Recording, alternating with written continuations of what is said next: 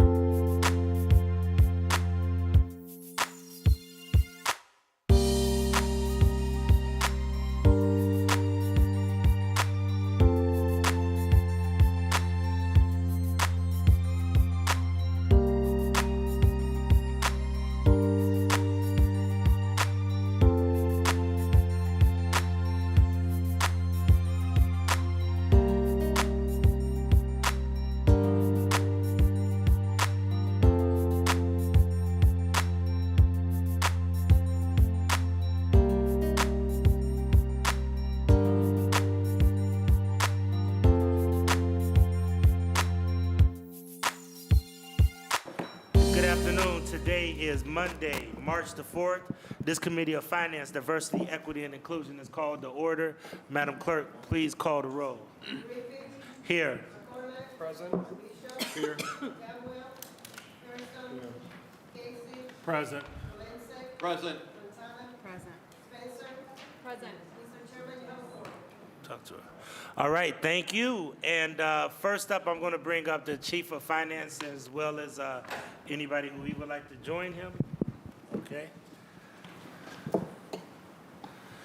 Chief, the first thing that we want to go through are any of the amendments that we've made to the actual legislation. So please bear with me as I read these amendments. Now, these amendments were done through the reconciliation process. They're rather lengthy, so please bear with me, okay? And it states as follows. This is for 160-2024, an emergency ordinance to make appropriations and provide current expenses for the daily operation of all municipal departments of the city of Cleveland for the fiscal year from January 1, 2024 until December 31, 2024. And there is no legal objection to this legislation if amended as follows. Number one, in Section 1, strike lines 4 and 5 in their entirety and insert the sum of $779,212,735 from the general fund.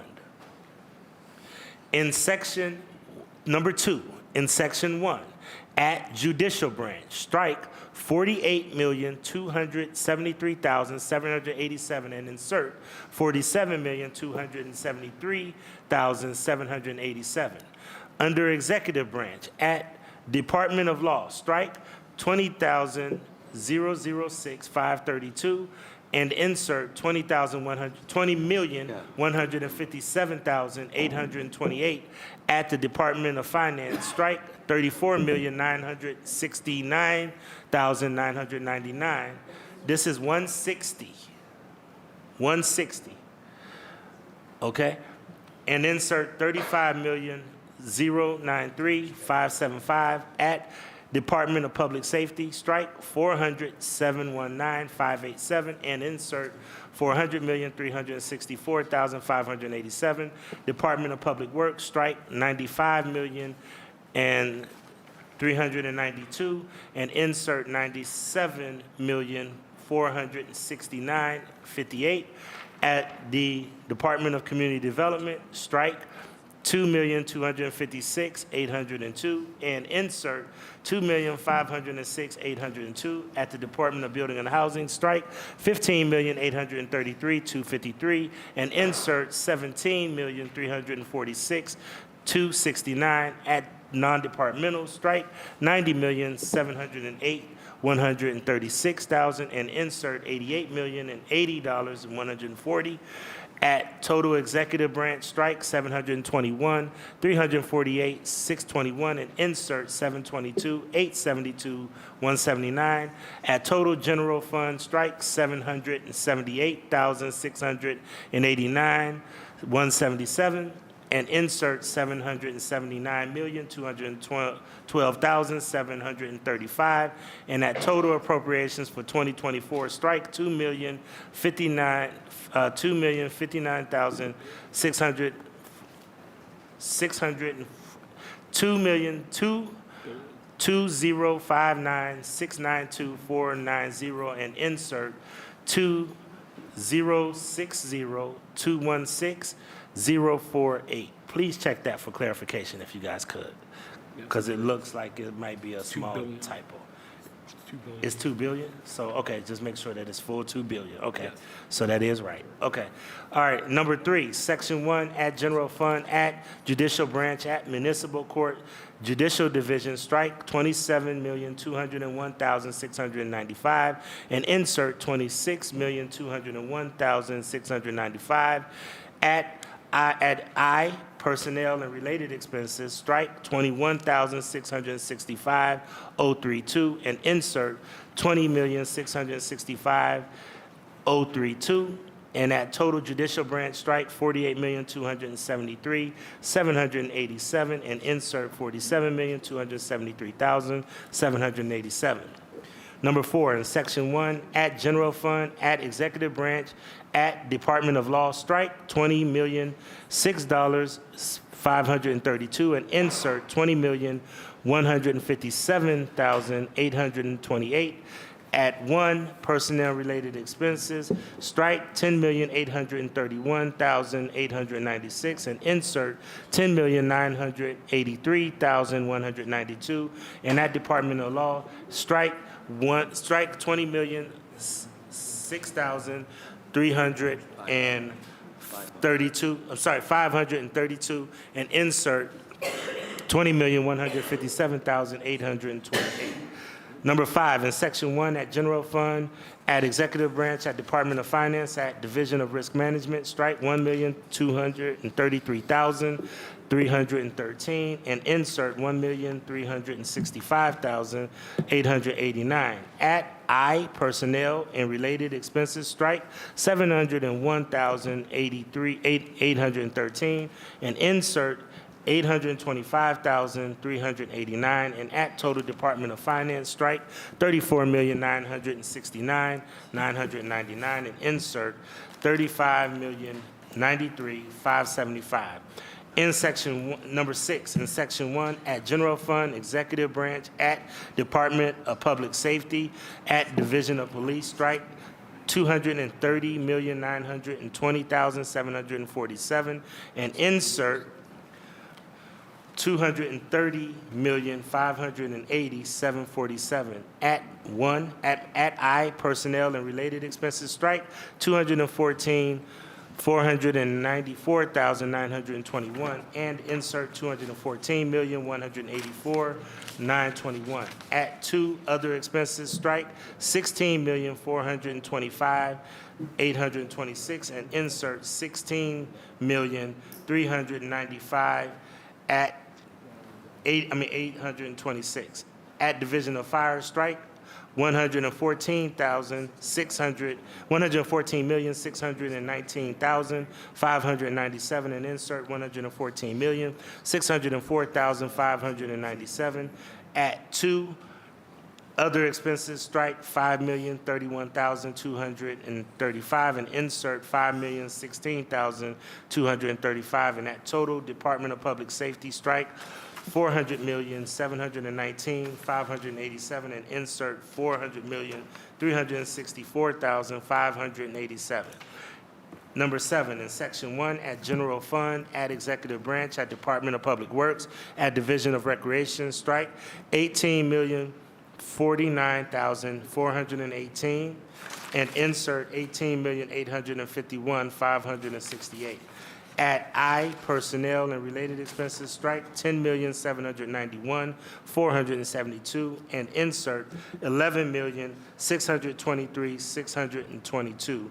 At number 2, other expenses, strike $7,257,946 and insert $7,227,946.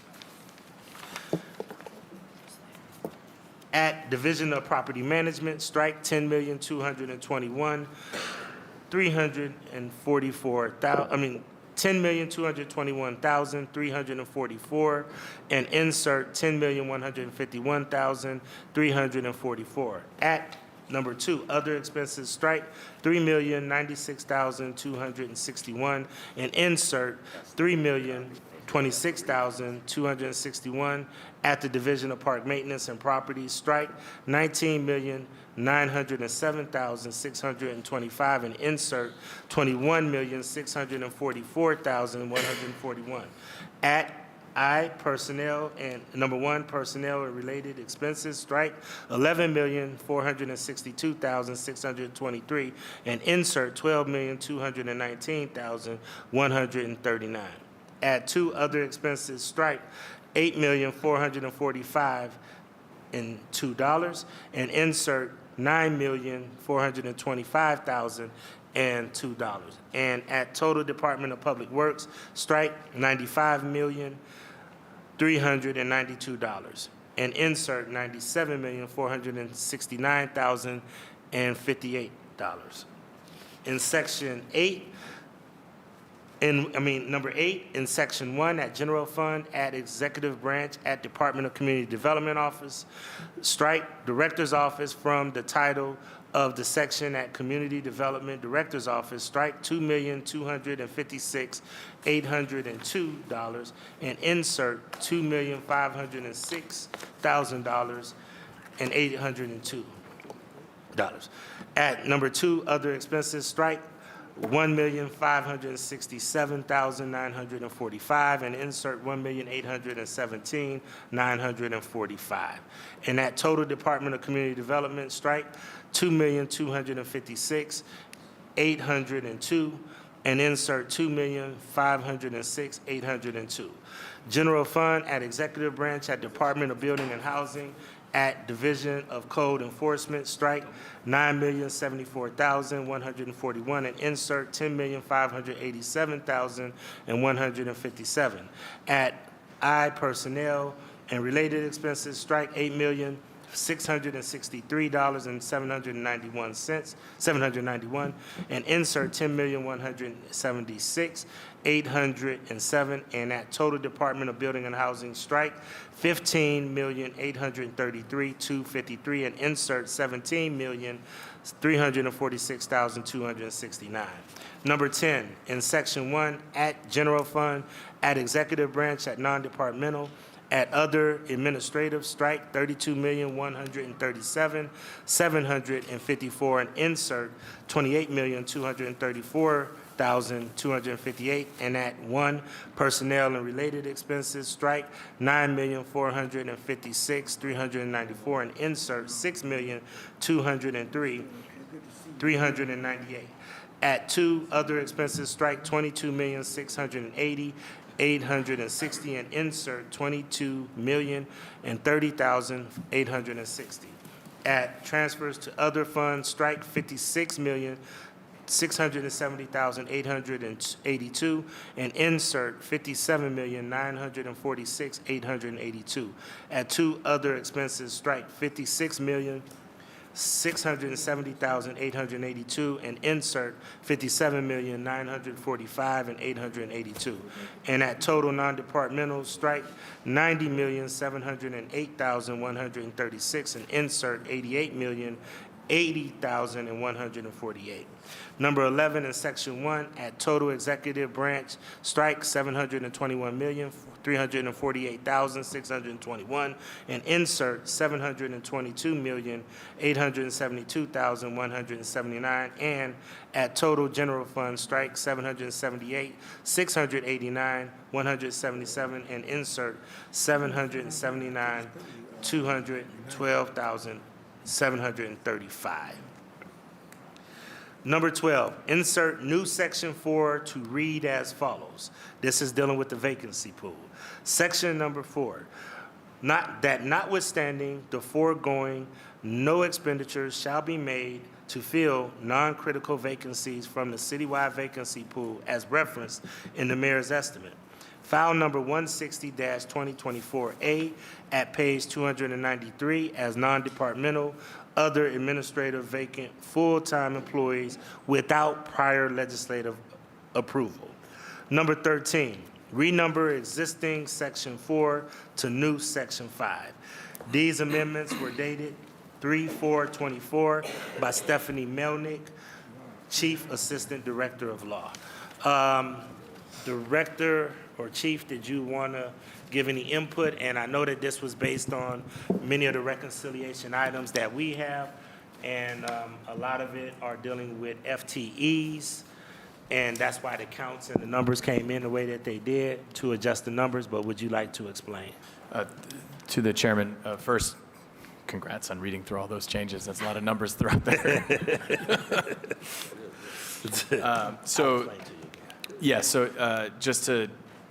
For the good of the group, a lot of the changes that the council president just walked through were either items that had green sheets provided for during the hearings or were the result of the reconciliation process last week. Notably, an increase on the council repair fund contribution to $125,000 per ward, comprised of $75,000 per ward from the general fund and $50,000 per ward from the restricted income tax. Also, $250,000 for community development to support the right to counsel work. And then, most notably, additional headcount in the Department of Law to support Residents First, in the Division of Recreation to provide more resources at the rec centers to keep up with general maintenance and cleanliness, and then additional personnel in the Division of Park Maintenance and Properties to provide additional street cleaning crews to work across the city to pick up debris in the medians and tree lawns, et cetera, to beautify the city. Do we have that in writing? Do we have that? So I don't think that there is a memo of that in writing, but what I will tell you is that through reconciliation, myself, I know that Councilwoman Santana and McCormick were there as well, went through those numbers just to be a little bit more granular with the Department of Recreation, Property and Management.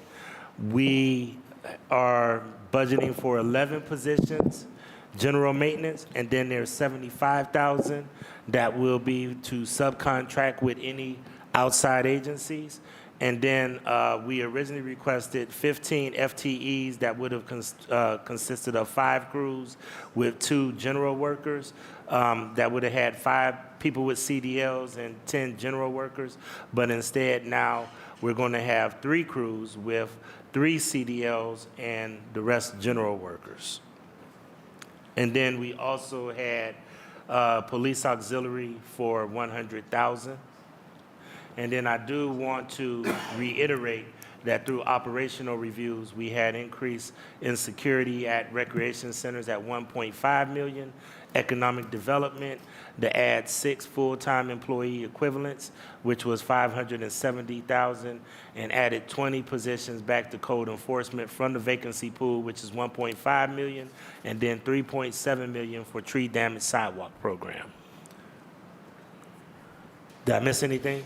There was, to the chairman, there was also, in connection with the courts requesting to reduce their budget by $1 million, we took that $1 million and allocated it toward parks and property maintenance to support urban forestry. Right, so 1 million towards urban forestry. Okay?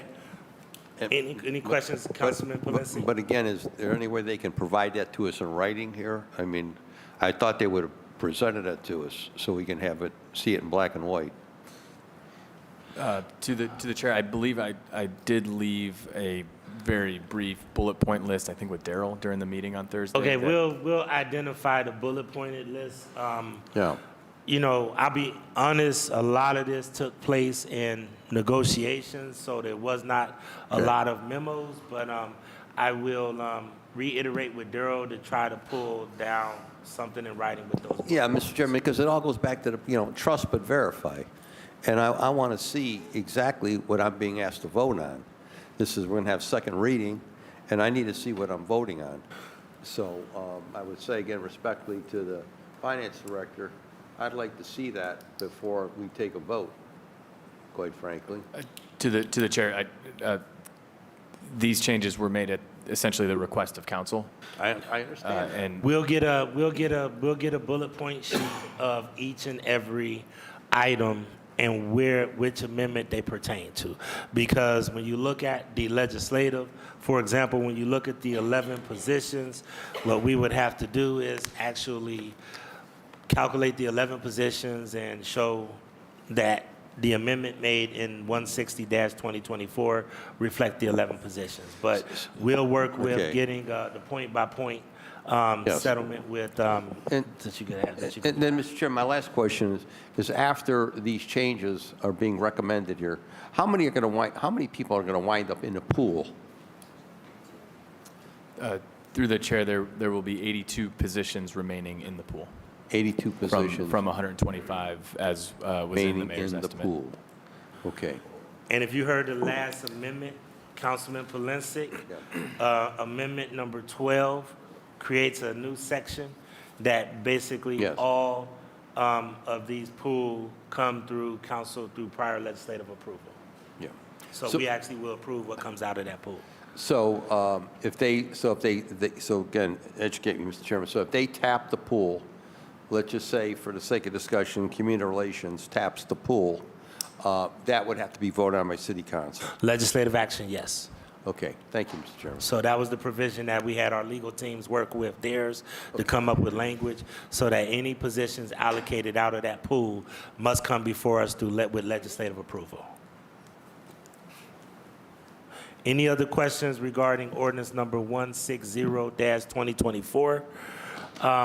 Once again, if Mr. Titron, can we work with Mr. Torbert to get the actual granular things that all of us put down for this? And if you guys need my notes, then let me know. Mr. Chair. 160. All right, Councilman Hairston? Thank you, Mr. Chair. I appreciate the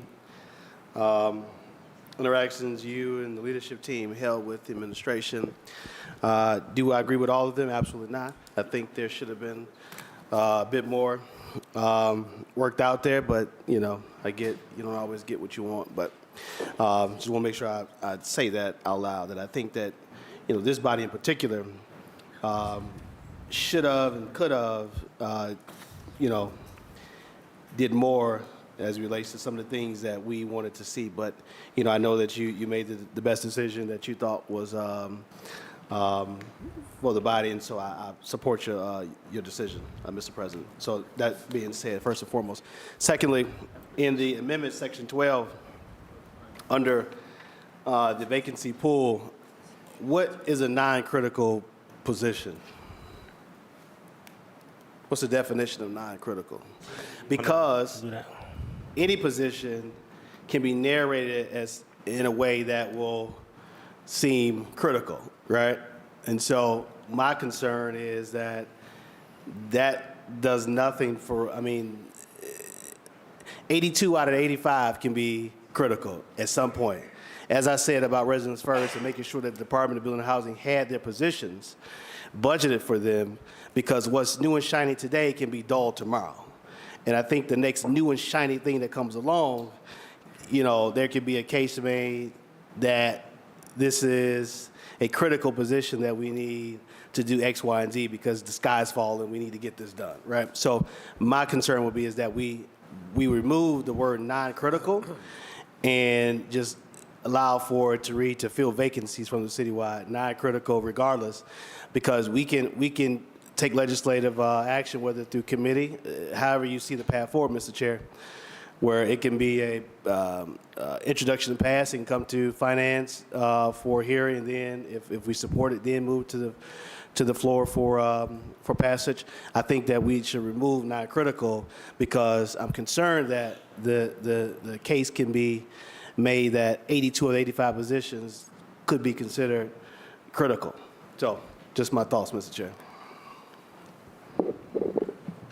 Does anybody want to answer why you guys felt this should be non-critical, or does that? To the chair, that verbiage was part of what the council legal staff presented to us. It did not originate from our side in this discussion. So the question is, does it? Let me make sure that I go to this. The councilman's question is, should we even have critical in there to fill non-critical vacancies? Why do we have to have non-critical? Does it matter if we just say vacancies? Is it going to hamper anything if we just put vacancies? Councilman, is that your request, is that we take non-critical Correct. out? And based on the response that was just given by the finance director, I do not believe that removing non-critical from the amendment will make, create any issues. And also seeing that we recommended this language, I would make a motion that we strike non-critical from section 12.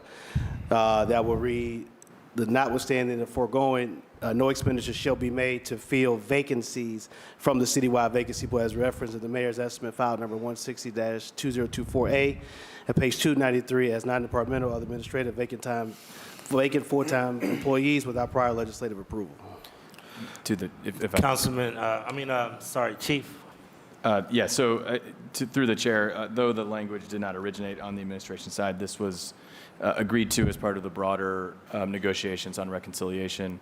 I don't want anyone to take away from my prior remark that removing non-critical would have no impact on the administration's ability to implement the pool. Our expectation, and I spoke with the law director about this on Friday evening, is to come up with a clear and objective definition of what is a critical position versus what is non-critical to give this legislative text meaning. We have no intent or desire to say that every position is critical, because that would render this language meaningless, which is not something that certainly I'm in the business of doing when council passes legislation. So, I would respectfully, note that this was an agreed sort of negotiated package and would not want to see changes made once that agreement's been in effect and we're at this late stage. And I understand the agreements, but my question to you is, could you, and if you don't mind me, Councilman, on that point? Sure, go ahead. On that point, so with this, you can actually still move to hire vacancies without going to council. If you deem them critical, which we don't have a solid, actual definition of what's critical and non-critical, then technically, if you wanted to, you can just hire out of that pool without going to council. To the chair, yes, for a critical position, that's correct. And that was our understanding when the language came over to us from council staff.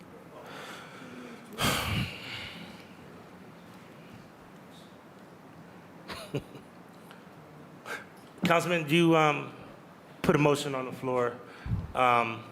And once again, I'm not sure why the non-critical was put in there. And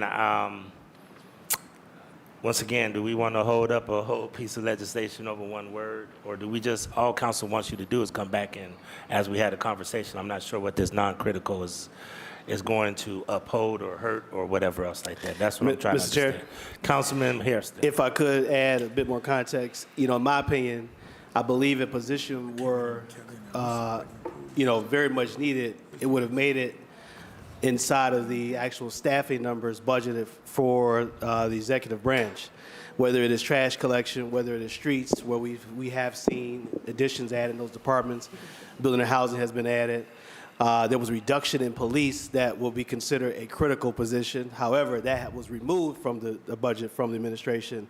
So again, I would say to this body, this committee, that we remove non-critical without having a clear path at this moment, seeing that we are here today, that we remove that word non-critical from Section 12, so that way we have no issues as it relates to whether a position will be hired out of this pool without council's approval, Mr. Chair. And that is an amendment that I put on the floor, a motion, so I don't know how you want to handle it. There's a motion on the floor to remove non-critical. Do I have a second? Councilman Conwell, second. Is there any discussion? Sure. Councilman McCormick.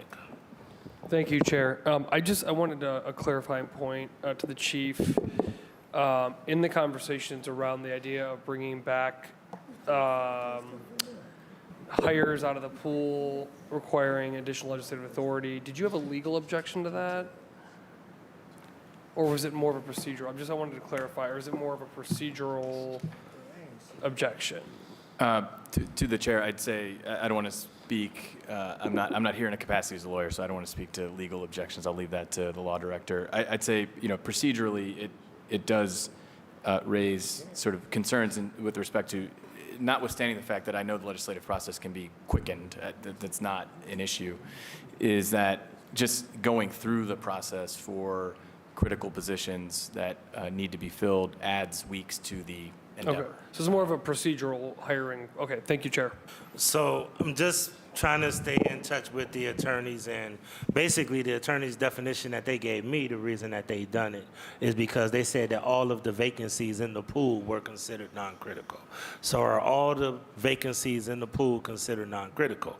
Because, and that actually is where Councilman Hairston is going, if we're assuming that all these are non-critical, and that's what we wrote the legislative intent, and now we're finding out that you can actually hire critical out of this pool without it being just that all of them aren't non-critical.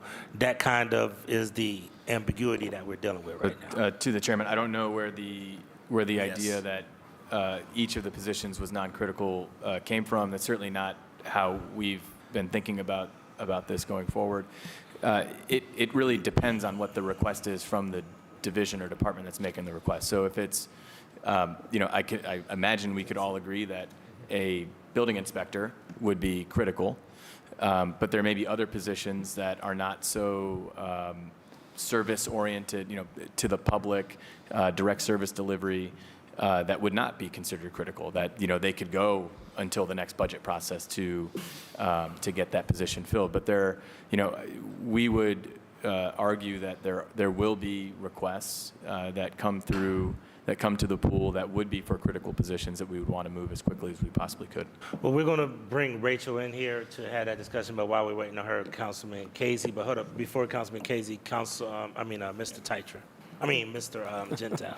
Yeah, to the chair of the council person, yeah, I get what you're saying on this here, but the intention kind of the pool is to act upon council's needs and citizens' needs sooner than later.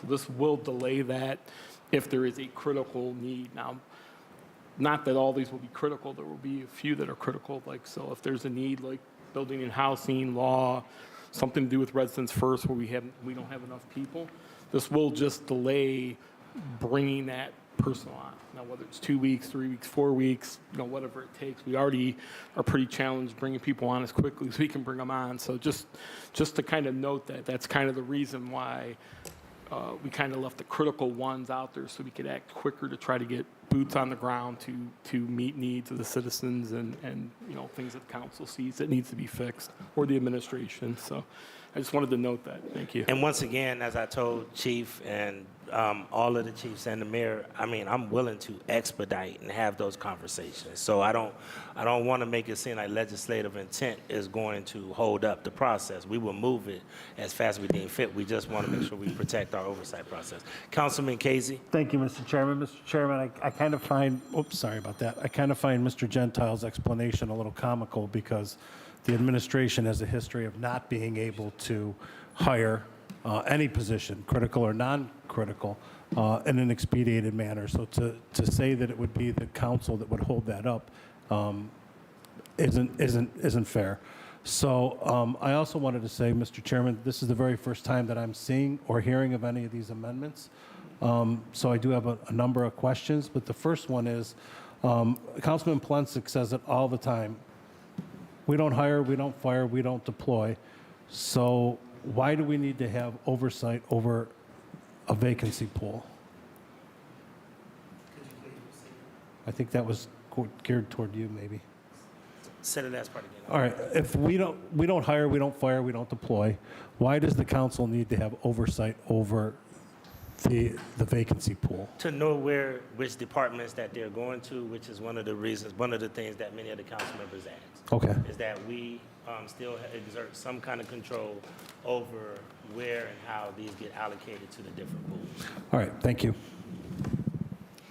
I am going to, if you don't mind, Councilman Polinsik, I know I have you on the list, but Ms. Kalish, there's some question about why did we put non-critical, so the debate on the table is right now, why do we need non-critical versus just an overarching fill any vacancies? Why can't we just move non-critical?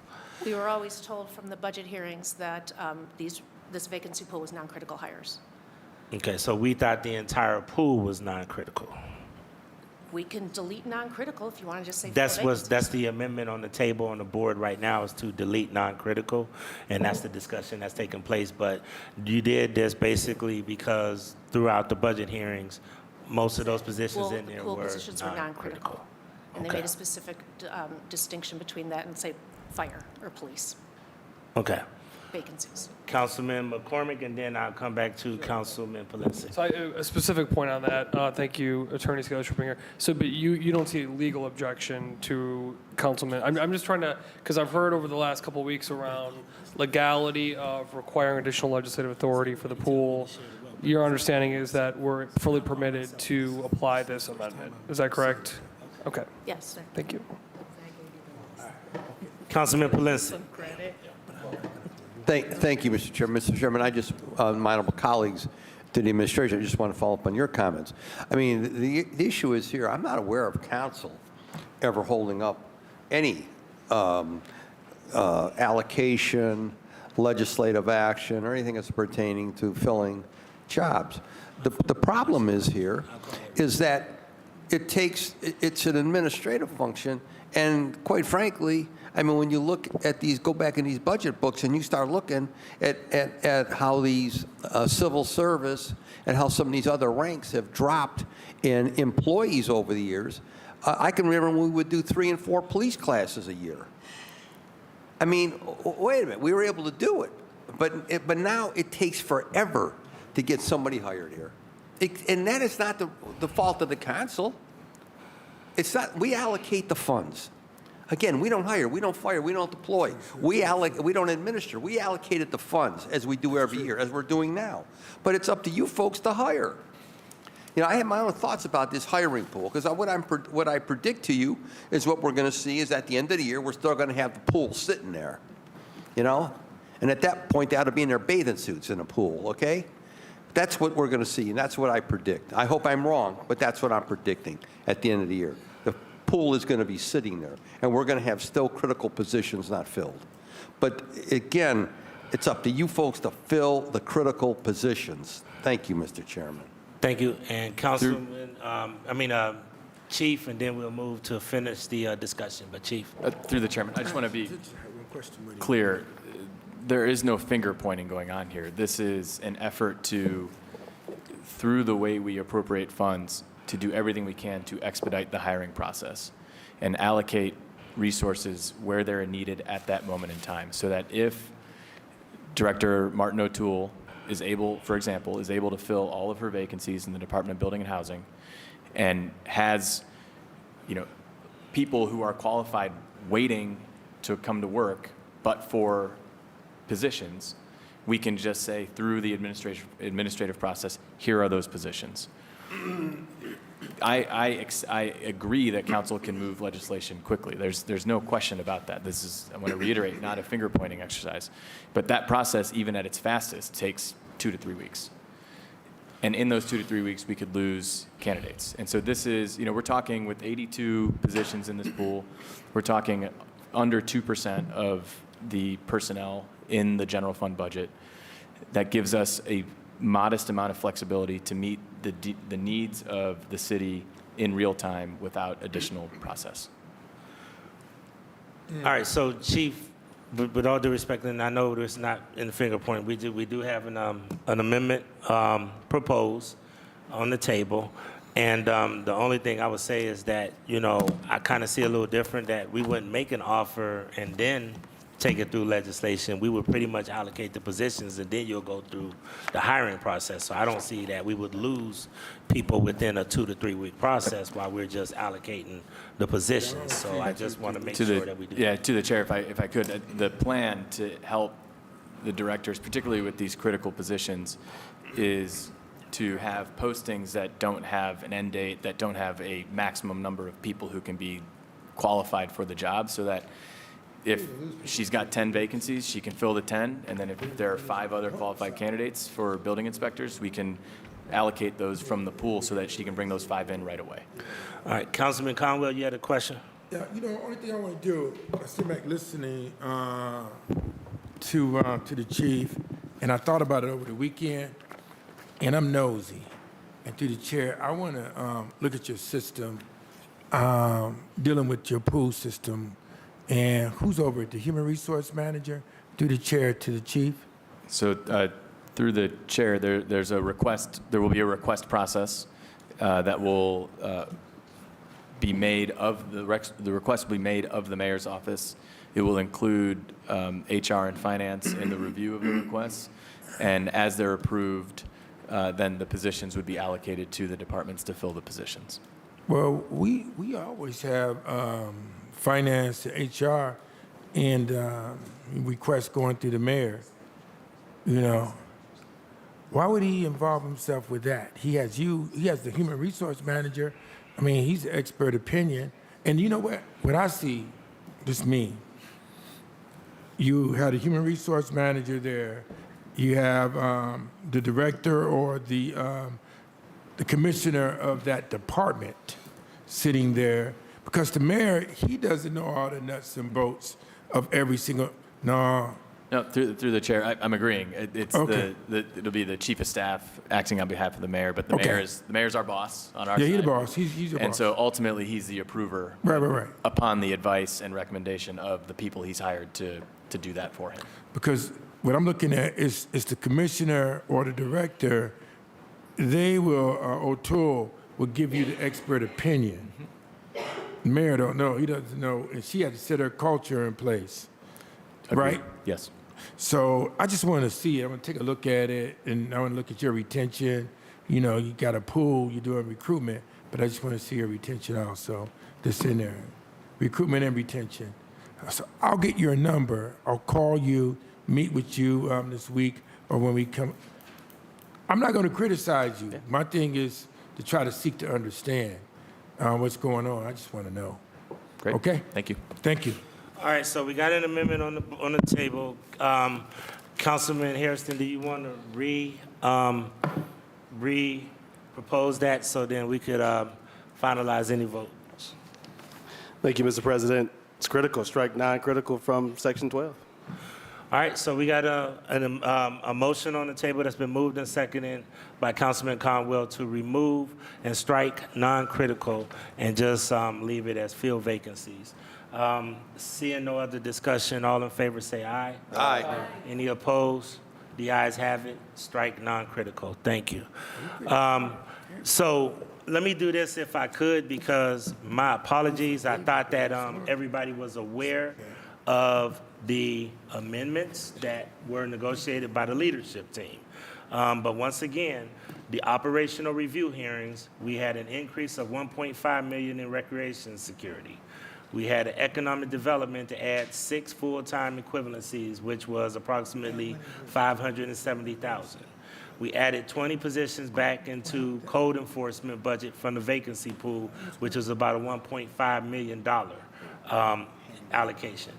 Tree damage sidewalk program into urban was about $3.7 million. Urban forestry, $1 million was put into this budget for urban forestry. Legal aid has $250,000 addition to the $500,000 that they already got for legal aid. Okay, law to help with residents first was an additional $300,000. Okay, there was a request to try to add a couple of positions for certificates, but the director and the mayor said that Building and Housing can assimilate that through their open positions that they have. Recreation property management, there was original ask for about 17. We ended up at 11 positions for general maintenance. I call that the Bishop pickup, where he requested positions to help do general maintenance and cleanup in recreation centers. And then also in addition, there's $75,000 for recreation to subcontract with someone to potentially clean if they need additional cleaning. Okay?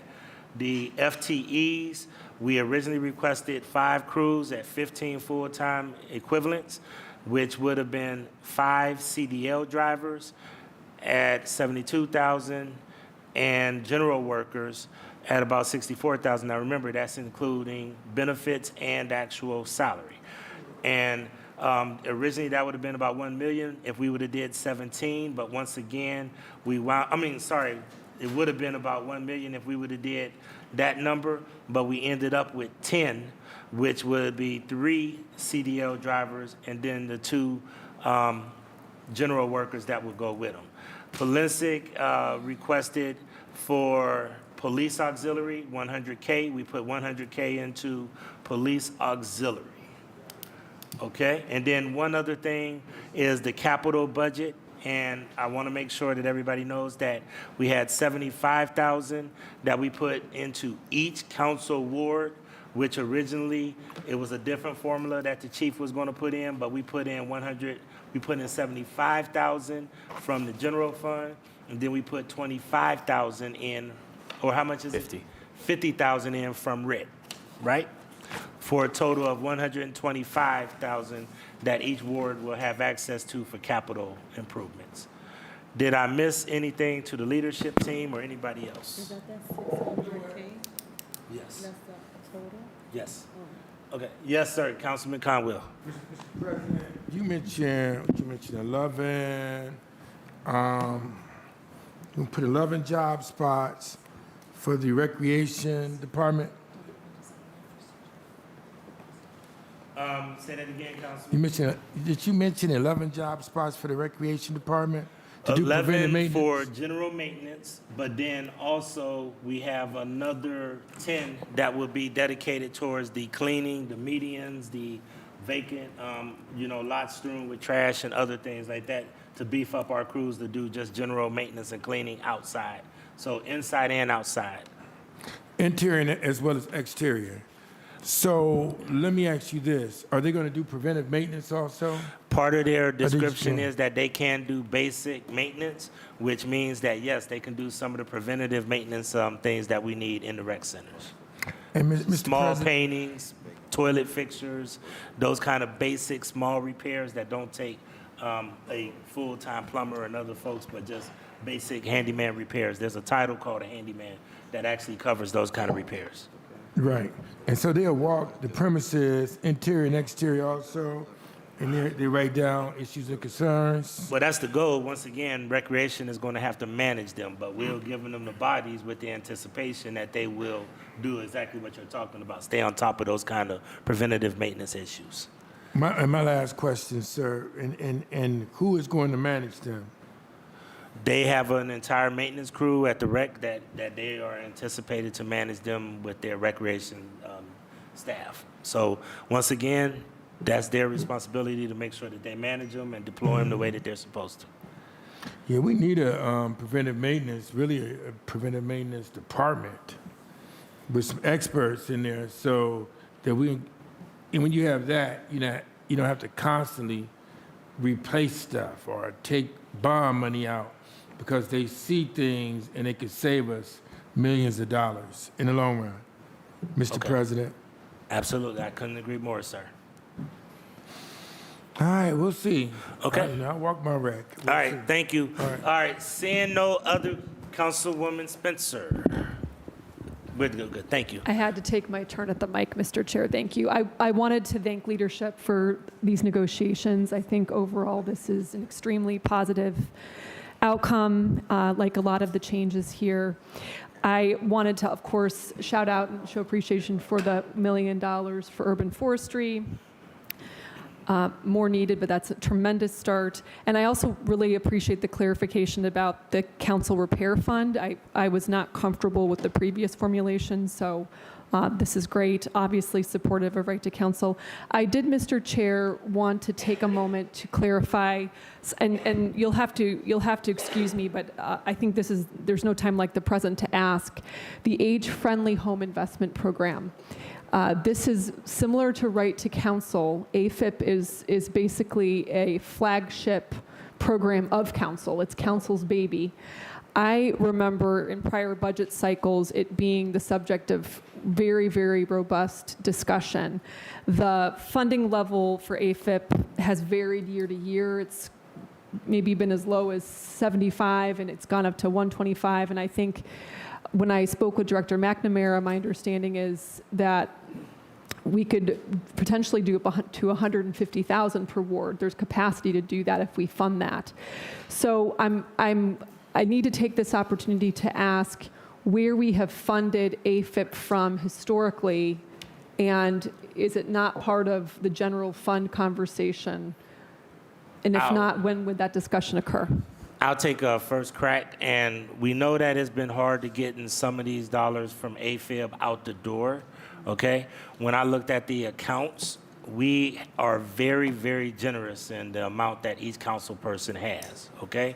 Usually, I always try to carve out money in the general fund budget, but between the allocation of ARPA dollars that we are already putting on top of the dollars that we already seen, we let up off of AFib because, quite frankly, we only had about a $670,000 cushion, and we asked the administration to cut some significant areas so that we could even get to this point. So I did not put AFib in this budget because we are about to put a significant allocation of ARPA dollars into that, and there's already a tremendous amount of money on the books right now. Even though I know it's not council's fault that we oftentimes allocate the dollars, but then there's not always a contract in place. But right now, each ward is sitting on a tremendous amount of dollars, and I want to spend that down before we revisit going back to age-friendly next year. Thank you. I again, with greatest respect for those involved in the negotiations, because there are certainly in-depth discussions that you all were in and considering all these issues, I would say that my concern is losing it as a placeholder in the general fund. When we don't have it in there, it's hard to bring something back once it's been removed from the general fund. I think this is just such a valuable program. It is my understanding that last year there were some contracting issues, which is why we didn't fund it last year, but it's all systems go at this point. Ward 15 seniors are benefiting tremendously from this program. It is the highest functioning home repair program administered by the city of Cleveland. And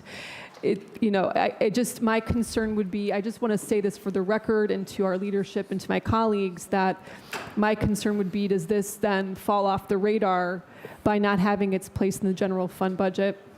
Again, I think after talking to Director McNamara, we could have even increased this to $150,000 per ward. So knowing that hard decisions always need to occur at the budget table, I would say that this is something, if we're not funding it this year, this is going to be, I think, a significant topic next year. And I would like to work with my colleagues to ensure we are funding this program. And the last thing I will say is that sometimes the lack of consistency in funding can be challenging because departments and partners ramp up and they staff up and build capacity in order to accommodate a certain outflow and output. And if you're going up from 125 one year, down to 75 another year, down to no funding one year, I think it makes it even harder to administer. So I would just strongly recommend that council not starve this program. And so I think, again, my concern is that symbolically not having it in this year's general fund budget does concern me, because this was, last year at this time, that's all council was talking about was AFib. So I don't know kind of what happened this year. I'm going to trust the process, but I think that next year's budget, it's going to be a different topic. It's going to need to be a different. We won't have the one-time funds to fund this program. So thank you for hearing me out on that, Council President, and perhaps we could get a presentation from Director McNamara on AFib, because it's my understanding that it is going full bore. Projects are getting done and these dollars are getting out the door. And my real concern is we are going to run out of funds in that program by not funding it fully. So, a couple of things, Councilwoman, and I appreciate your feedback. And I know that AFib is a very important program to everyone. I do want to make sure that I caution everyone once again that there are a significant amount of money in everybody's account right now that has been accumulating. Number two, we are going to put about another 1.2 million or something like that, 1.65 million into it out of the ARPA funds, which is going to be more money that we're going to put into it this year. And you do have my commitment that it's an annual allocation, and I do plan on coming back at it again next year. I know that what you're talking about is a critical need, but because we are sitting on the ARPA money plus what's already in there, I figured that we spent the next 7 months, because, well, 8 months, we're into March right now, 7 to 8 months, trying to make sure we spend down the allocations that we're putting in there now. And yes, we will revisit making sure we replenish that account. Because you're right, we know that that's a critical need. We just wanted to make sure that the other needs fit as well. That's all. Thank you, Council President. And once again, the administration did cut significant amount of money, because in order for us to stay structurally balanced, for some of the things that we wanted, they had to cut in other areas in order to accommodate the requests that we put in place. So just want to put that in. If we just add another $2 million, or did add another $2 million, then we would stand a chance of having a structural deficit, or we would be put in a position to have to cut one of these other programs, which I know that it's a bunch of people that would like to cut some things, but we made the best decision of what we felt was best at the time. Thank you, and I will, presuming we stick with the way we've done the budget process this year, we repeat it in the future, I would anticipate that during the operational review hearings, if not sooner, I think hearing from aging in a very comprehensive way about volume and output of AFIP would be of interest to members. And like I said, I want to thank leadership again for your hard work and negotiations, and I do trust the process, and thank you for giving me some time on that topic, Mr. Chair. Thank you. And I'm going to ask if Councilman Hairston and Conwell, because that's a good point to just get an update on AFib and the senior housing program that we have, if both of them can consider maybe doing a joint hearing, because one of the things, as we talked in chairs, I want us to be more rigorous in our oversight to bring some of these programs in throughout the year. Okay? All right. Seeing no other questions, ordinance number 160-2024 as amended will move to the floor. If you have any questions, please see myself, Councilman McCormick, or Councilman Santana. I've really relied on working with my leadership team to make sure we answer any questions that you may have regarding the budget. And I want to say this to my colleagues. I know that everybody wanted to see more cuts, more things for council to add. And for some of the elder colleagues that's here, I would tell you that I've been on council since 2017. I've been watching since 2006. I have never seen this many amendments. So council really diligently dug in, rolled up our sleeves, and we tried to accommodate as much as possible. And I know that others wanted more. There are some other things that we're going to do with the carryover and supplemental dollars that we're going to strategize and have a conversation about after we get done with this budget, so that council members can have more say of how we invest in our neighborhoods. Okay? So that being said, ordinance number 160-2024 will be heard by the full body tonight. Thank you. All right, next up is ordinance number, Chief, is that it? Or okay.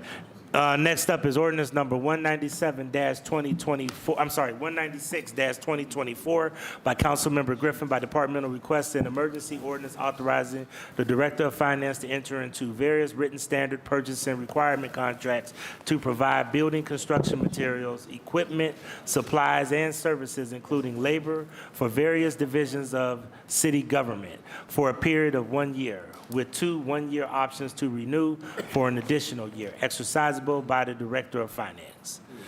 Director and Yes. Mr. Gentile, and we have Ms. Johnson at the table. Through the chair, yes, so I will hand the microphone over to the commissioner to walk through this ordinance and the next one. Thank you. Council Chair, to the council people. The Department of Finance is requesting legislative authority to enter into contracts after competitive bidding for the purchases of steel of all sizes, paint supplies, concrete supplies, lumber, elevator, maintenance, repair, and replacement, overhead doors, tools, equipment, and stones. And this is for citywide purchases. All right, thank you. Does anybody have any questions regarding 196-2024? Councilman Casey. Thank you, Mr. Chairman. To the director, where's the stuff going to be used at? I mean, is there a list of repairs that need to be done, or where the stuff is going? So, Council Chair, to the council person, these are the citywide requirement contracts that are used by each one of the departments and divisions. This particular set of contracts are mostly used by water, streets, property management, and port control. All right, but we don't know specifically what they're going for, though. Well, they buy, no, just for different types of steel, for the roads and just their everyday activities. So whatever their everyday activities are, these are the purchases that they would use to complete those tasks. And then, Mr. Chairman, to the director, why aren't these coming through the individual departments when the work needs to get done? Why is this going through the finance department as just a general overlay, kind of So- giving you carte blanche? So, Council Chair, to the council person, these are considered requirement contracts, and they're 100% of the city's requirement for all city departments. And so we competitively bid these contracts citywide to ensure that we get the best price point. And so any department division can actually utilize these contracts. So they're actually held by the Department of Finance to maintain them and keep up with them. All right, and then my last question, is there a dollar amount to this? So, Council Chair, to the council person, and between 2022 and 2026, we anticipate spending approximately $30 million within all of the different contracts. And there's nowhere it says 30 million in any of the legislation or the executive summary. Mr. Chairman, to the director. Council Chair, to the council person, this is an estimated amount.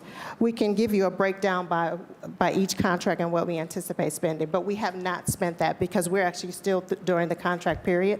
We get legislation ahead of time so we can actually start the competitive bidding between 6 to 9 months ahead of time. So you're not asking to expend right now, Mr. Chairman, to the director, are you? Council Chair, no, just for legislative authority to go out to complete the competitive bidding process. Okay, thank you. All right, now any other questions regarding 196-2024? Seeing no other questions, 196-2024 stands approved. Next up is 197-2024, and Director, Chief, Mr. Gentile, Commissioner. Okay. So the next piece of legislation is authorizing the Director of Finance to enter into a contract after competitive bidding for electronic protection services for the buildings and fire systems. And this is also a citywide purchase. Are there any questions regarding 197-2024? All right, seeing no questions, ordinance number 197-2024 stands approved. Please sign on. Thank you, Commissioner Johnson. Keep up the good work. Okay, next up is economic development, and is Mr. Smotzer and Director McNair and the whole crew is going to come to the table.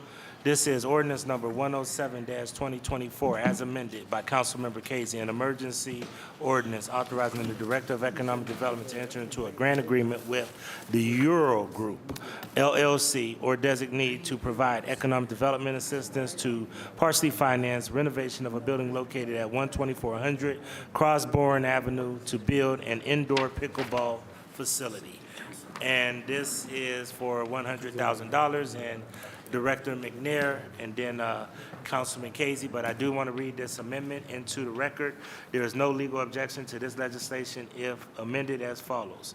1, in Section 1, strike lines 3 and 4 in their entirety and insert development assistance to partially finance costs associated with renovating a vacant building located at 12400 Crossburn Avenue to build an indoor pickleball facility. Costs include but are not limited to construction and renovation, acquisition of equipment, furniture, fixtures, EV charging stations, soft costs, consulting fees, environmental assessments and remediation, landscaping, signage, and other eligible costs associated to build an indoor pickleball facility. Number 2, in Section 2, at the end, insert RQS 9501, RL 2024-2023, and this was dated 2/2/24, signed by Rich Berdovich. Please proceed. Thank you. First, Council President, other members of the body, I want to say thank you for your investments and faith in the Department of Economic Development. The budget you just passed, we've been getting a lot of, I think, really positive interest in the neighborhood investment manager positions. I think are really going to be able to change the way that we do our work, so thank you. Aside from that, I am joined here today with my colleague Kevin Schmatzer from the Department of Economic Development, as well as Robert Early from the Pickleball Redevelopment Project, and Melissa Miller, the Assistant Director from the Jefferson Curtis West Park Development Corporation, will be able to share a little bit on kind of the community side of this. But we are here today talking about roughly $600,000 project and roughly $1 million investment in Ward 16, the Councilman Casey through the Neighborhood Transformation Fund, which you guys have established. This is a really exciting project. I know sometimes we bring very large projects to this table, right? But oftentimes it can be these smaller ones that can be absolutely just as impactful. This project is located at 12400 Crossburn Avenue. And one of the things that struck me as we saw the totality of the street of Crossburn Avenue is it is a street in the West Park neighborhood that is filled with a lot of really well-kept homes. And at the end of it is this albatross, right? This is the formerly Polycoat building. This has been vacant and abandoned since the 1980s. And I cannot imagine what it is like to have to live on a street where you are working to maintain your homes and constantly look at this reminder of disinvestment on your street on a daily basis. This project is an opportunity to completely change that narrative.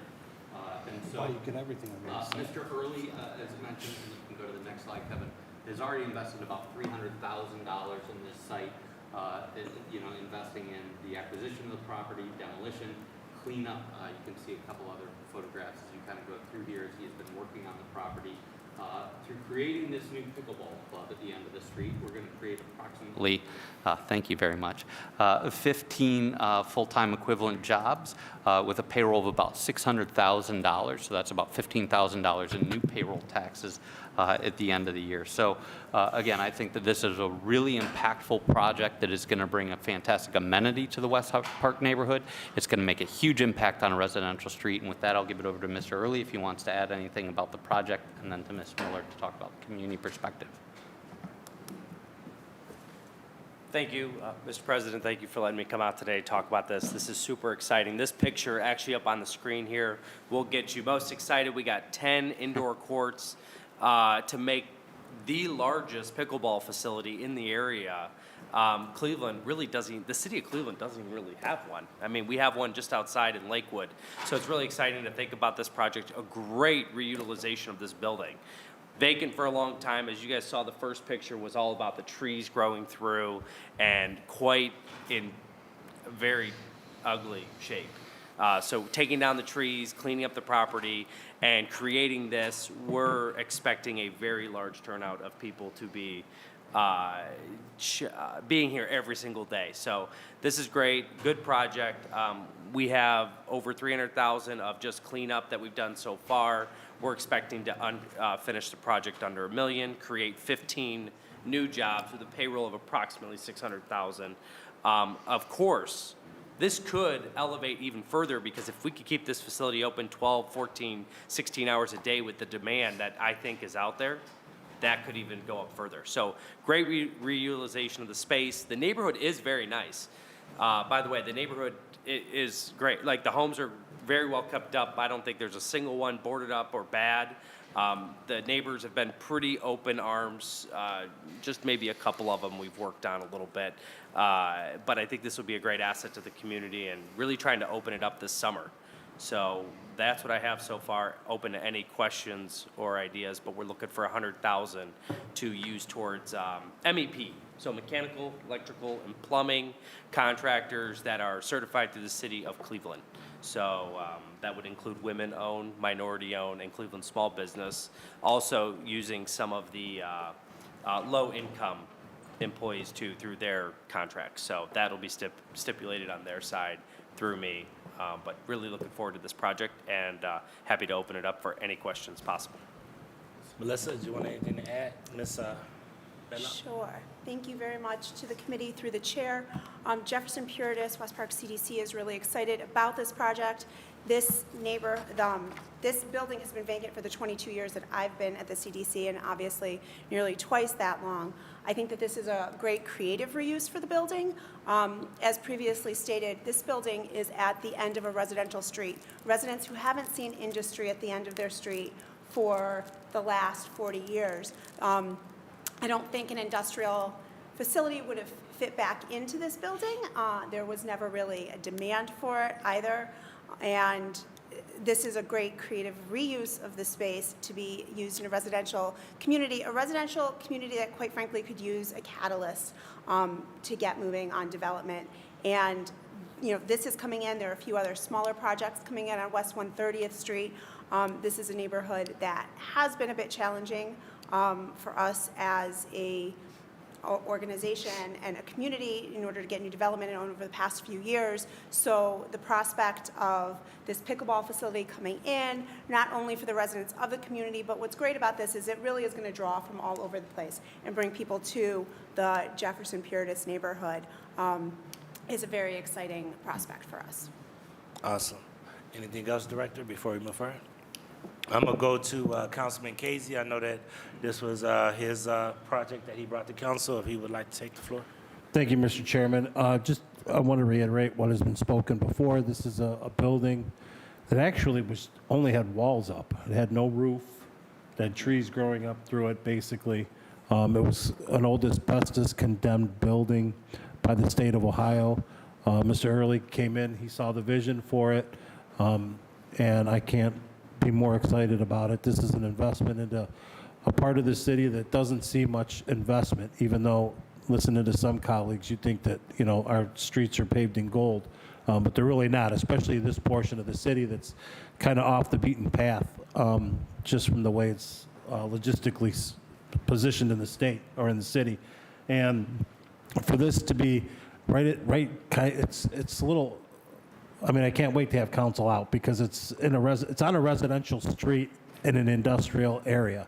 So it's really unique in the way that it's all set up. So to make this a destination spot for that portion of the city is going to do marvels. So I'd appreciate everybody's support. Thank you. Thank you. I know we got the best dressed guy in Cleveland here. Did you want to add anything, Mr. I think to the council president, to everybody, I'm excited about this project too. The only thing that, I think this is going to attract people in from within the city and outside the city, and just hopefully that we can pull them in to support the other local businesses that are in the neighborhood there too when it's completed. So thank you. Are there any more questions about 107-2024?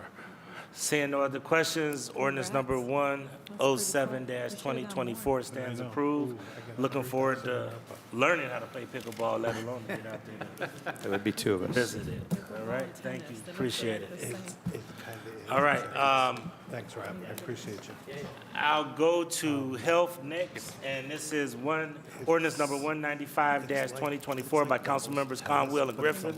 By departmental request, an emergency ordinance authorizing the director of health to enter into an agreement or memorandum of understanding to provide essential services for individuals and families with addiction issues, and to services to prevent youth from engaging in drug experimentation, and to accept payments for the services provided. Director. Thank you, Council President. So this was heard in Health Committee this morning with Councilman Conwell. But this is a legislation that allows us to accept a grant from the Cuyahoga County Board of Health via the CDC, the Center for Disease and Control, to help us reduce the number of deaths from opioids in our community. Very important topic. I know Councilman Conwell had to step out. Does anybody have any questions on 195-2024? Councilwoman Santana. Thank you, Mr. Chair. So through the chair to the director, thank you for this. So I know Ward 14 on the near west side, Clark Fulton neighborhood is just, the numbers have increased on overdoses, and I know we have HUMAD up there. And I'm curious to know through the chair to the director, how are you aligning all these efforts with the organizations that already exist doing the work? Right. No, through the chair to the council person, thank you for that question. So part of this grant will allow us to better align our efforts. Historically, the city of Cleveland wasn't included in this coordination in this grant. This is a second 3-year cycle, but it was coming in something that was very important to me as a new director of public health in Cleveland and the new director of public health for the county, that we would always work together and do work together. So this is a result of that. And once we get started, we'll begin to coordinate those efforts. Got it.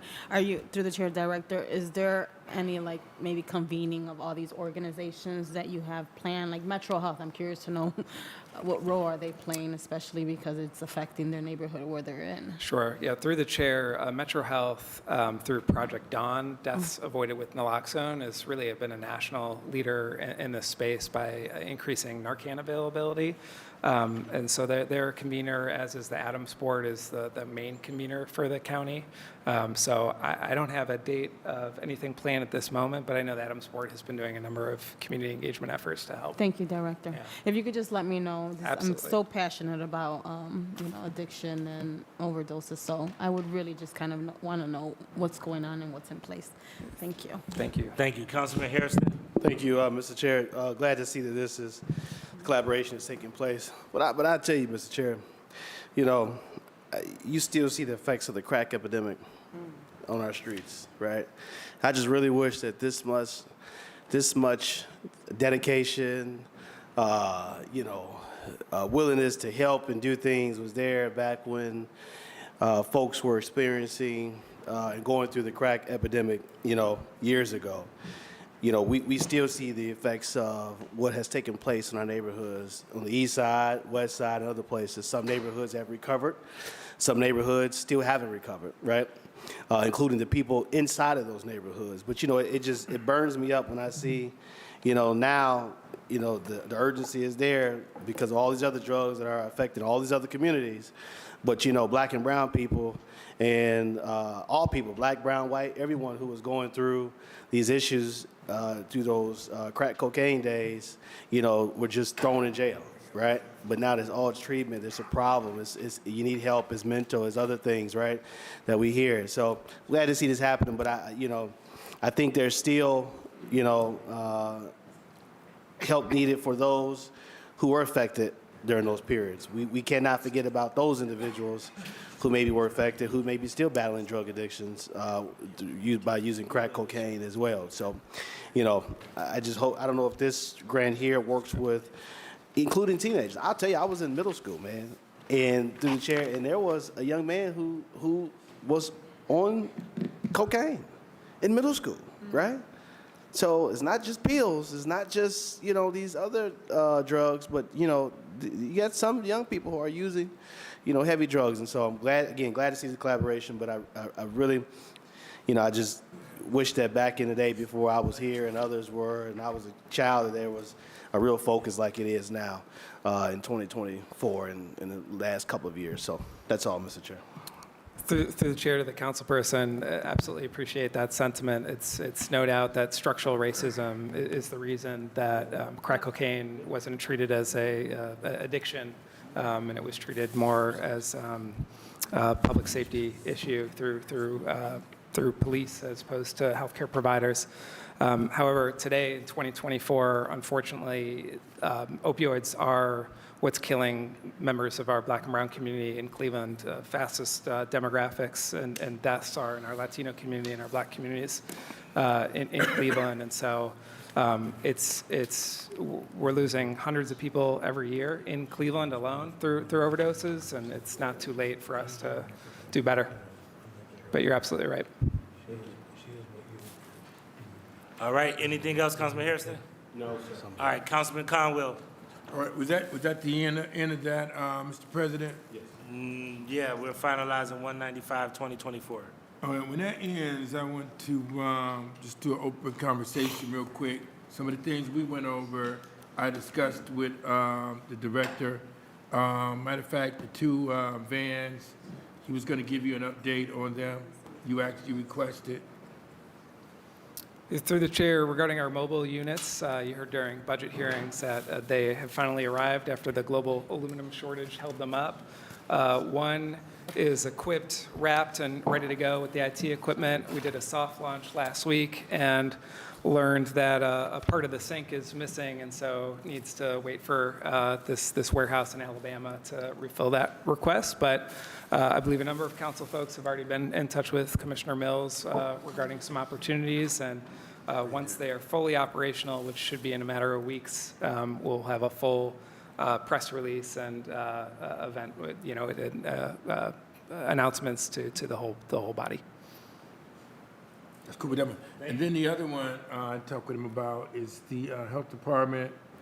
When the district meetings are happening, that we, the health department attend the district meetings, like District 5, District 3. Sir? Through the chair, we're always out in the community, and so opportunities to be out in the community, that's part of our strategic plan. So we're absolutely up for that. But you know what we really need? Here's the thing. At the district meetings, environmentals and health and illegal dumping, all those things come up that's correlated to health. We really need someone to be at District 3 or District 5 when they having their 2-hour discussion on issues and concerns. The thing is, to the chair, to the director, it's the broken wheel theory, blight. Right. And some areas have a lot of blight, and which is a health-related issue. And we got to get on top of that. They talk about crime in that area, but we do not have the health department there. Through the chair. Yeah, through the chair, we'll make every effort to be everywhere that we can be, to be those events. Like we said, like we always say, in my view, everything is health. The mayor is the director of public health. I'm the assistant director. And so, we'll definitely make an effort to be at those district meetings. Well, you know what, Councilman Pelosi, don't count on them to be there. I mean, that's what you're saying, really. They're not coming to the districts, although the residents are talking about it. And the residents, they're my bosses as well as your boss also, Director, to the chair. Through the chair, I'm sorry if that didn't sound clear. We will be there as long as something doesn't hold us back. But I can commit to you that we are been to a number of ward meetings for council people here in the audience, and we'll continue to do that. But I completely agree with you. Everything is health, and we want to hear about it. We also, Mr. President, we're looking at the pilot care respond program dealing with mental health issues. When I get back from National League of Cities, we will meet, and that's all I needed. All right. Thank you, Councilman, and thank you again, Director, and thank you for your response to that critical issue with that dollar store that we continue to have problems with. Yeah, absolutely. We need you guys to stick it to them, okay? Yeah, through the chair, thank you for giving us the tools to do that. Thank you.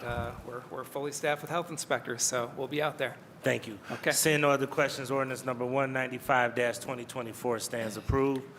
I'm going to bring up Human Resources, Director Cole, and then we'll end up with Port Control. All right, Human Resources. Ordinance number 109-2024 by Councilmember Griffin by departmental request. An emergency ordinance authorizing the Director of Human Resources to enter into one or more contracts in order to provide professional services necessary to administer and provide group prescription insurance coverage for City of Cleveland employees for a period of up to 1 year, with 2 one-year options to renew, exercisable by the Director of Human Resources. Director. Chairman and Council, thank you for having me again on this issue. I originally brought it to you, I think on February the 5th, as I remember. There was a request for some additional information as to, I guess, a commitment to ensure that we were going to make it employee-centered and make it, more accessible to city employees actually within the city of Cleveland as well, which certainly we are committed to doing through this. I know that we had some candid conversation, particularly related to vaccinations, flu and COVID primarily.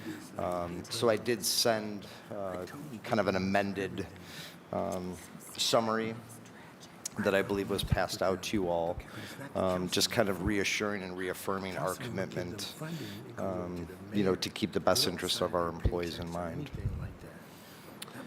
Thank you, Director. So specific to those vaccinations, what was the outcome? And if I'm, for context for folks at the table, concern was brought up around with the city health plan, city employees, and I experienced this myself, being told they had to go to a certain brand pharmacy or else you had to pay it out of pocket or a certain specific place. So go ahead.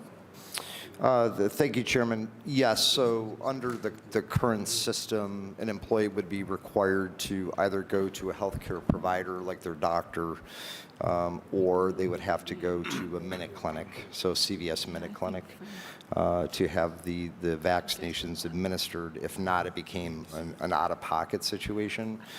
Whereas I think some of the examples brought up were if someone goes to a Walgreens or a Walmart or something, you know, where they might normally go to get vaccinations and be unable to. So we do realize it's actually one of the first things that I noticed when I came here and started looking at the plans. We did cost out what it would be for the ability for city employees to go if we were to amend the contract, which became very cost prohibitive after the fact. So I can tell you that this is certainly one of the things that we will have high on the list when it comes to actually reviewing the RFPs when they come in for this next cycle. I appreciate that, Director. So even if we go, for example, with Caremark again, having the flexibility, I go to a Rite Aid on 65th, that's my pharmacy, and we pay a whole lot of money. This is $25 million annually. So just, I would just reiterate that I don't think it's right for us to say that they have to go to a Minute Clinic if we're paying them $25 million annually for our, so I appreciate that as we go through the RFP. This is to go out for bid, but as we go through the RFP, that we'll be paying close attention to that. That's correct. All righty, 109-2024 is to go out to bid. I see Casey. Anyone else want to be on the list? All right, Councilman Casey. Thank you, Mr. Chairman. Mr. Chairman, to the director and to the chairman, I learned over the weekend that Anthem no longer covers a drug called Levemir.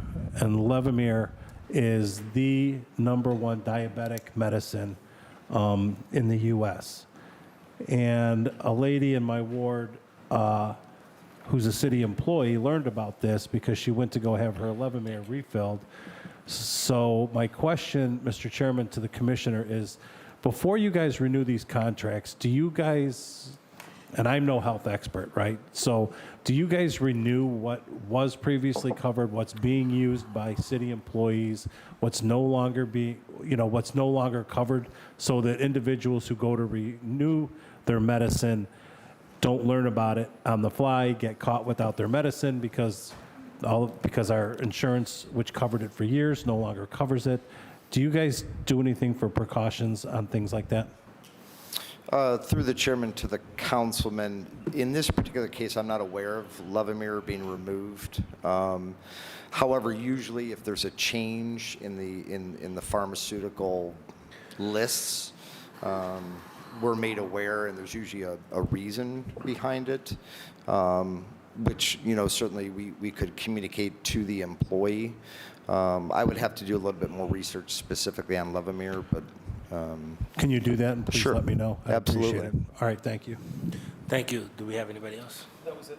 All right, thank you, Councilman Casey. Seeing no other questions, ordinance number 109-2024 stands approved.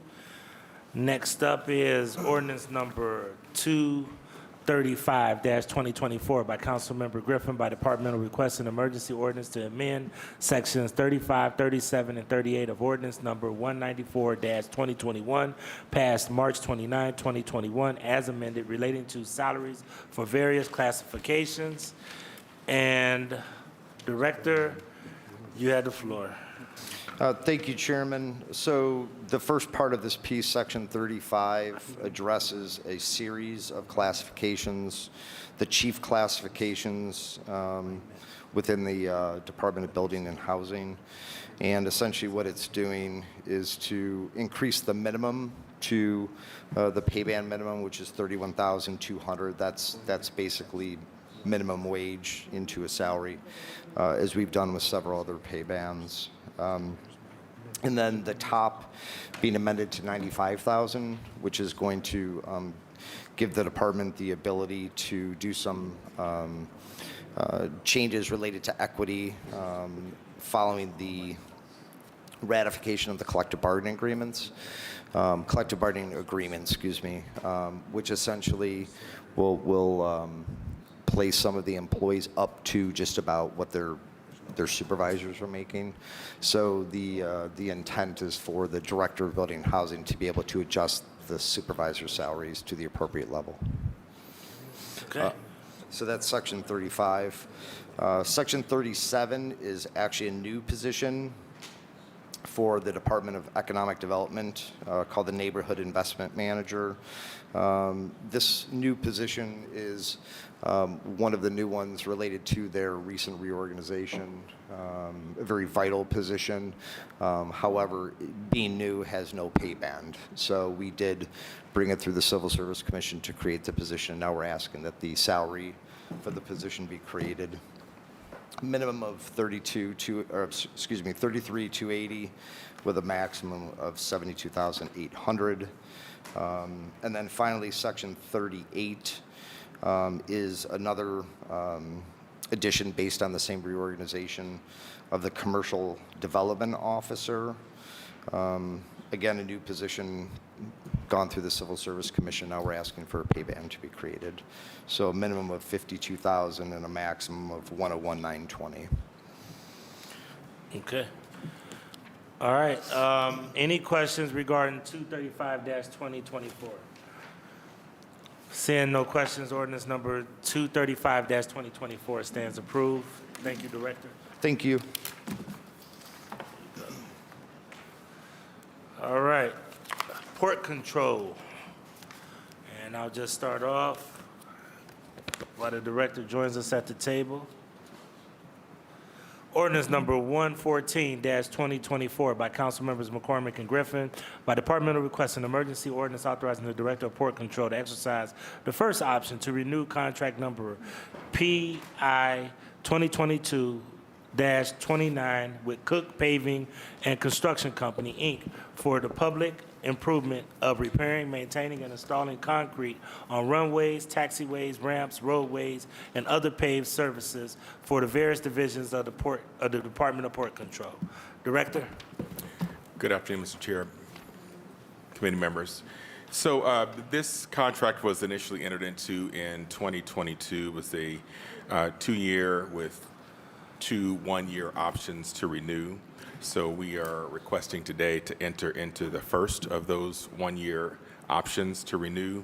As was already mentioned, Cook provides services for concrete repair and other paved surfaces for both Cleveland Hopkins as well as Burke Lakefront airports. And so this is an important service that is needed by Port Control on an ongoing as-needed basis. And this would be for a for a 1-year period for the new option, first option. And Cook also has several certifications, including DBE, MBE, CSB, and SBE. And we ask for your approval. Thank you. All right. Thank you. Councilman McCormick? Thank you, Mr. Chairman. Let's see, this one was heard in Transportation Mobility and recommended for approval. Okay. Are there any questions pertaining to 114-2024? Seeing no questions regarding ordinance number 114-2024 stands approved. Next up is ordinance number 115-2024 by Council members McCormick and Griffin by departmental request. An emergency ordinance authorizing the Director of Port Control to enter into a lease agreement with Lee A. Baggett, MD, for the lease of certain city-owned space in the passenger terminal building at Burke Lakefront Airport for operation of a medical examination office for pilots for the Department of Port Control for a period of 1 year with 4 one-year options to renew exercisable by the Director of Port Control. Director Francis. Yes, Mr. Chair. This is a new lease with Lee A. Baggett to occupy space at Burke, a small space for an office to perform medical examinations as required by FAA for pilots. Great place to do it, I suspect, being right at the airport. And as stated, this would be for a period of 1 year with 4 one-year options to renew. Thank you. Thank you. Are there any questions regarding ordinance number 115-2024? Councilman McCormick? Support this ordinance. All right, thank you. Seeing no other questions, ordinance number 115-2026 stands approved. Next up is ordinance number 116-2024 by council members McCormick and Griffin. By departmental request, an emergency ordinance authorizing the Director of Port Control to enter into a lease agreement with T&G Flying Club, Inc. for the lease of space in the passenger terminal building at Burke Lakefront Airport for operation of a flight training school, aircraft rental program, and related services for student pilots for the Department of Port Control for a period of 1 year with 4 one-year options to renew, exercisable by the Director of Port Control. Director. Yes, Mr. Chair. This is an existing tenant that wishes to continue the operation of training student pilots and providing various aviation-related services at Burke. And as you mentioned, this would be for a period of 1 year with 4 one-year options to renew. We ask for your approval. All right, Councilman McCormick. No objection. All right, seeing no questions regarding ordinance number 116-2024, stands approved. Please sign on.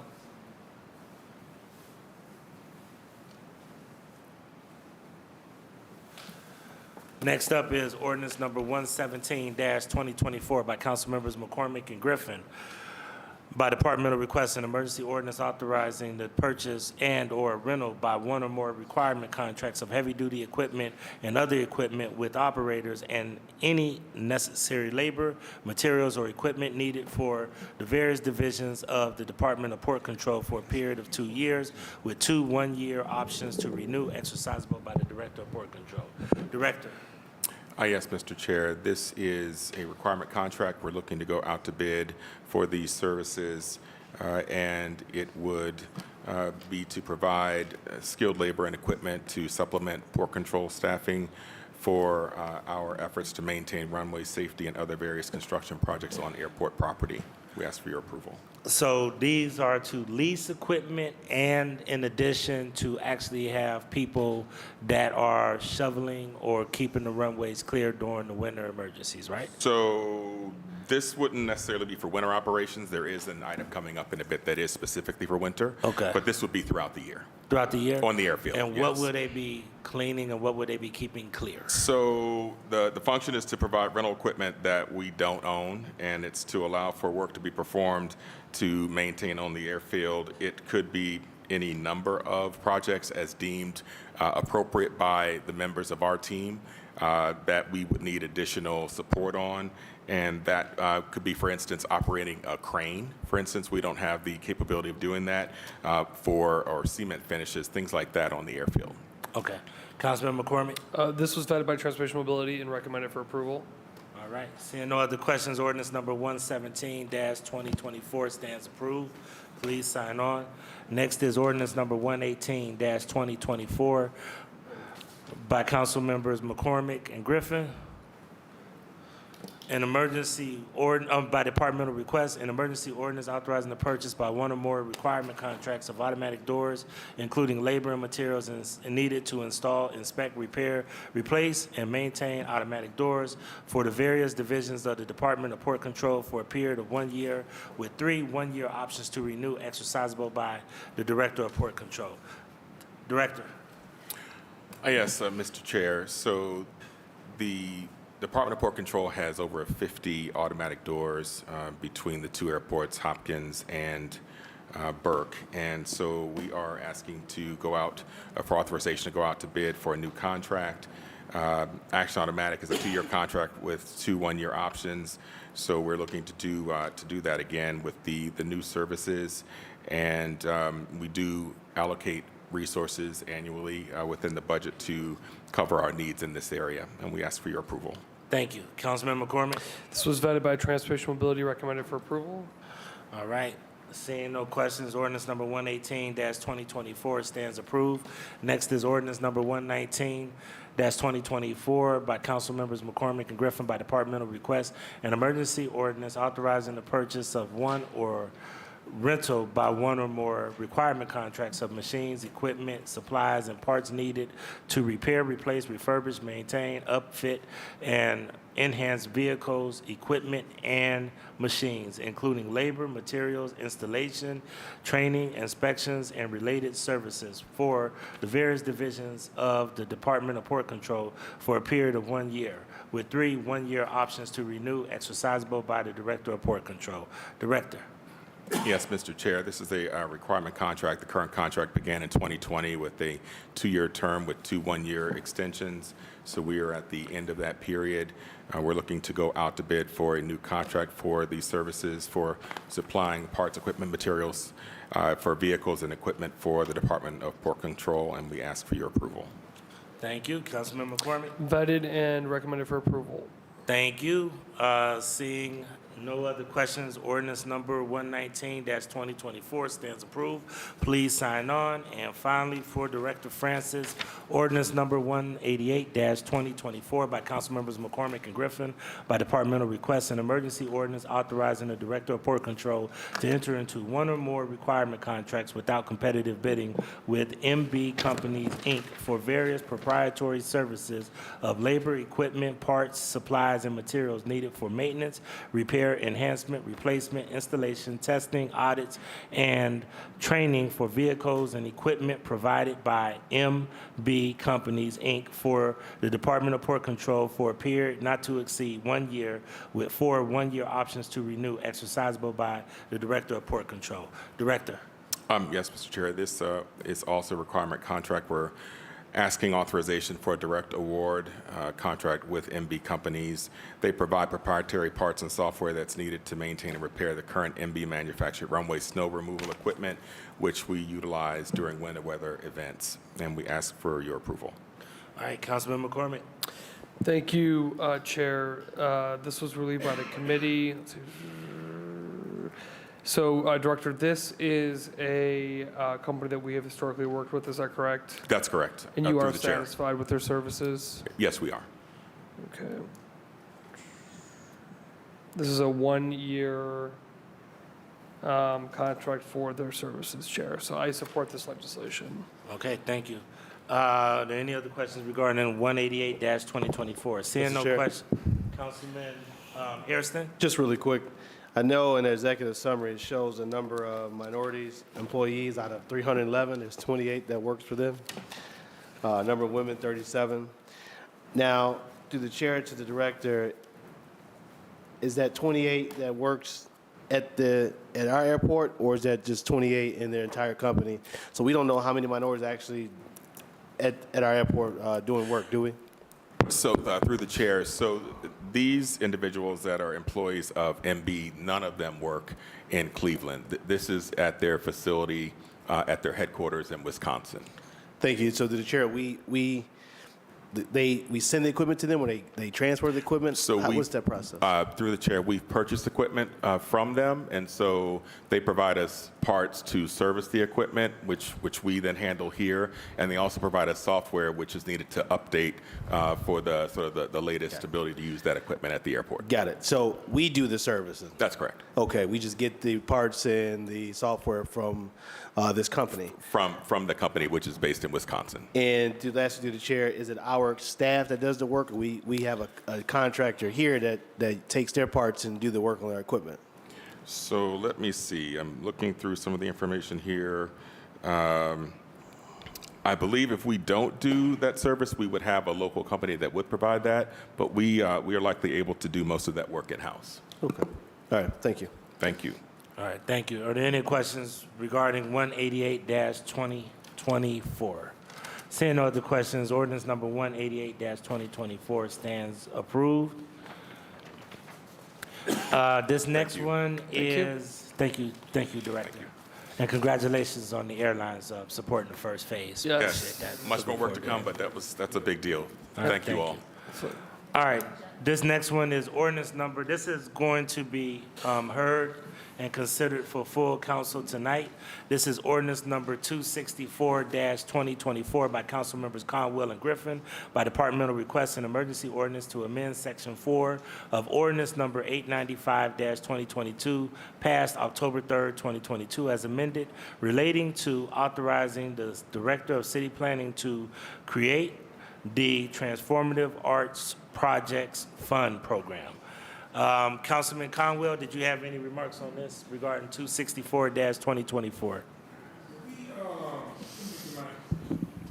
We implemented this, Mr. President, last year. I forgot what month. We put $3 million aside.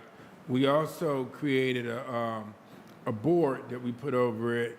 So many members from the mayor's side, so many members from council's side, and we asked them to put out an RSVP of the $3 million, a transformative arts piece. And the money that the Director Rhonda Brown and the committee members put aside was $250,000 up to $500,000, and the dollars would go to the Assembly of the Arts. What the Assembly Arts will do after the committee end up choosing the people who win the awards, transformative awards, the council will have to approve it.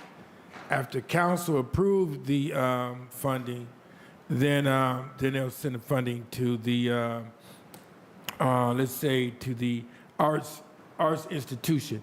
For example, the Caramel House. You would call it Caramel, the Karamu House.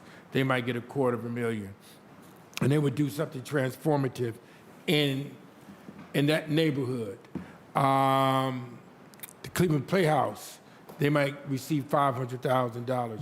They have to do something transformative, but the committee will pick them, and so council can reject whoever they pick. So we still have oversight of it, and we have to get the $3 million out this year. So I ask council to support it. It has to come back to council, to the Health and Arts Committee, as well as to the Finance Committee. So we maintain our oversight. Sounds good. I'm glad you to look into that. Thank you so much, Councilman. Are there any other questions regarding 264-2024? Yes, Mr. Chair. Councilman Hairston. Thank you.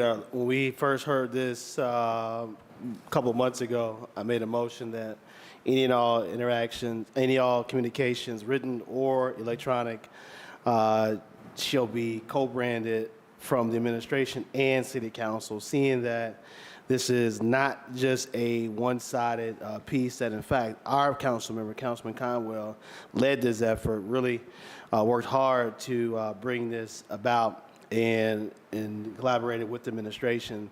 So I'm not sure if it's necessary to add that to this piece as well, since this is now actually, listing the dollar amount. And so I will make the motion to amend ordinance number 264 that any and all communications related to this ordinance through, Assembly of the Arts? Assembly of the Arts. Any and all communications written or written or electronic shall co-brand with the administration and Cleveland City Council. We can clean that up, but that's the gist of as we did before. Attorney, did you get that clarification?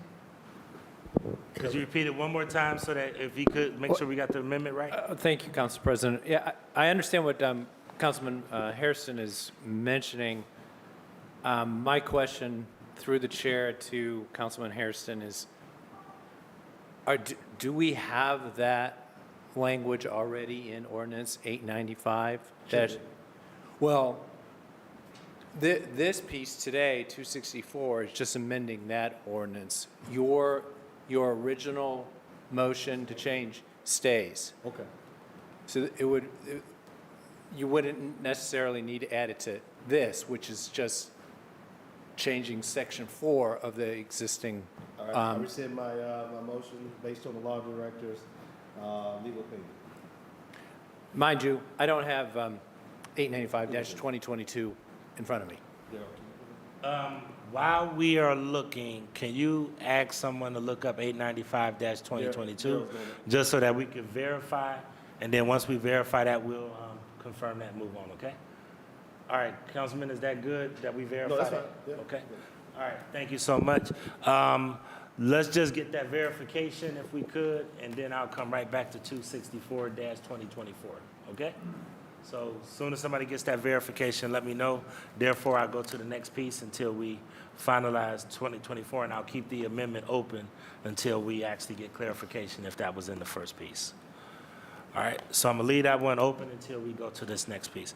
Next one is ordinance number 191-2024 by Councilmember Griffin, an emergency ordinance authorizing the clerk of council to enter into a subscription agreement with LexisNexis to obtain online access to computer-assisted legal and other research databases, materials, and services required for the work of Cleveland City Council.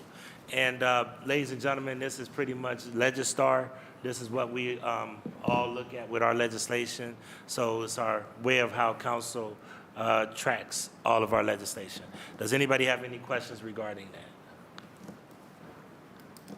Okay, seeing no other questions regarding ordinance number 191-2024 stands approved. And do we have anything on 264-2024 yet? Or 185-2022? Because I'm ready to gavel so I can go take a call. Got it? It's not in there anywhere? Okay, so then let's put it in there, Councilmember. If you could, we have an amendment on the table. Do I have a second for that? Councilmember McCormick has second the co-branding amendment.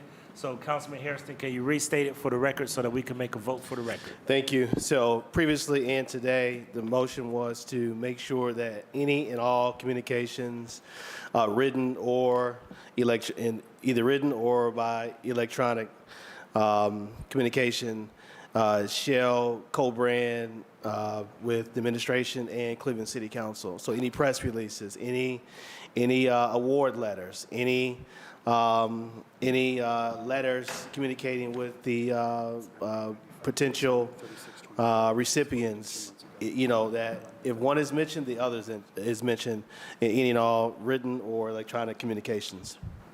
Just make sure it's in this one too. You got that? Yes. Okay, so that's been moved and seconded. Do we have an amendment on the table that's been moved and seconded? Is there any discussion?